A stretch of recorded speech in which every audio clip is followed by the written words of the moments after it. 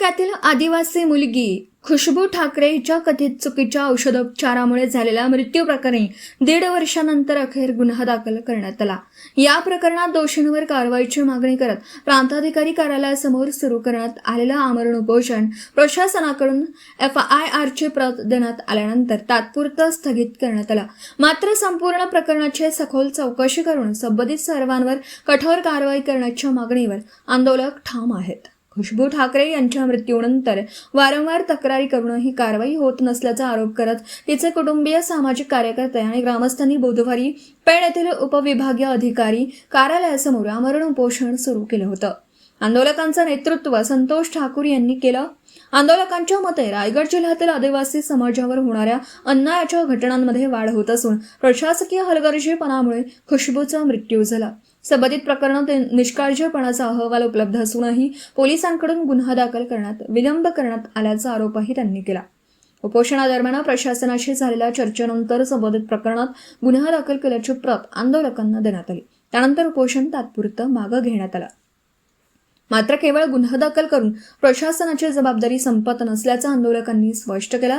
खुशबूला औषधोपचार करणारे, संबंधित योजनेचं नियोजन करणारे तसेच आदिवासी विकास प्रकल्पाशी संबंधित जबाबदार अधिकारी व कर्मचाऱ्यांची निष्पक्ष चौकशी करून दोषींवर कायदेशीर कारवाई करावी अशी मागणी त्यांनी केली।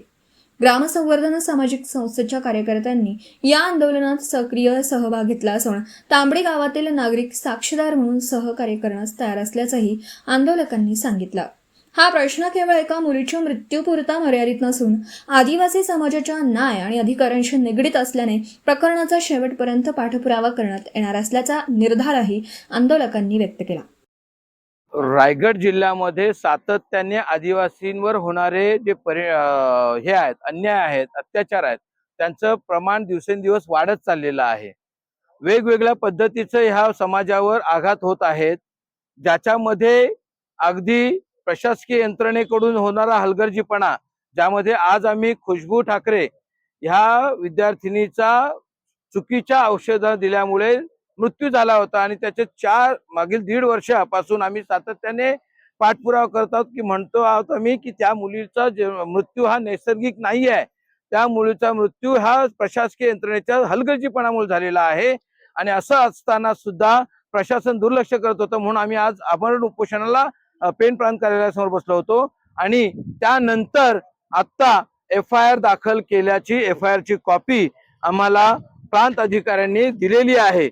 त्यामुळे आता FIR होऊन पूर्ण म्हणजे त्याच्यावर थांबायचं नाहीये आम्हाला, तर FIR मध्ये कुणाकुणाला इन्व्हॉल्व केलेलं आहे, कारण कुसुम योजनेचा जो काही अभियान ज्यांनी राबवला, ज्यांनी त्याचे डिझाईन केलं, तिथपासून ते अगदी खुशबूला गोळ्या देणाऱ्या किंवा उपचार करणाऱ्या किंवा ज्या आदिवासी विकास प्रकल्पाच्या कार्यालयामध्ये खुशबूला आश्रमशाळेत ठेवलं गेलं, तिथल्या अगदी रेक्टर पर्यंत सगळ्यांची चौकशी होणं गरजेचं आहे ह्या FIRच्या निमित्ताने।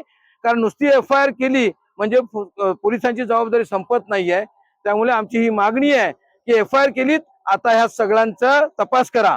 आणि आमची ही मागणी आहे, मग नंदा म्हात्रे मॅडम असतील, ज्या पंचायत राज संघटनांच्या प्रमुख आहेत, ज्या सातत्याने कंटिन्यू प्रयत्न करत आहेत, आणि ग्रामसंवर्धन सामाजिक संस्था त्याचे कार्यकर्ते, आम्ही साक्षीदार व्हायला तयार आहोत। तांबडीतील लोक ह्या प्रकरणामध्ये आम्ही साक्षीदार व्हायला तयार आहोत। पोलिसांनी ते आम्हाला साक्षीदार करायचं आहे, कारण हा प्रश्न फक्त एका मुलीपुरता नाही, तर तो ह्या आदिवासी समाजापुरता आहे। एका बाजूला ही परिस्थिती आहे, खुशबूला न्याय, खुशबूला न्याय, पूर्वतयारी न करता जे शालेय तपासणी अभियान त्यांनी राबवलं वरिष्ठ अधिकाऱ्यांनी, त्या दोषी वरिष्ठ अधिकाऱ्यांवर गुन्हा दाखल झालाच पाहिजे। वैद्यकीय अधिकाऱ्यांवर गुन्हा दाखल झालाच पाहिजे, वैद्यकीय अधिकाऱ्यांवर गुन्हा दाखल झालाच पाहिजे, आदिवासी विकास प्रकल्पाच्या अधिकाऱ्यांवर गुन्हा दाखल झालाच पाहिजे, आदिवासी विकास प्रकल्प अधिकाऱ्यांच्या कर्मचाऱ्यांवर। Video reporter Dhammasheel Sawant, KTV news, Raigad. आपल्या परिसरातील बातम्या आमच्यापर्यंत पोहोचवण्यासाठी स्क्रीनवर दिलेल्या क्रमांकावर संपर्क साधू शकता। दूरध्वनी क्रमांक 9833235011। त्याचप्रमाणे अधिक माहितीसाठी स्क्रीनवर दिलेल्या KTV न्यूजच्या ईमेल ID वर देखील संपर्क करता येईल।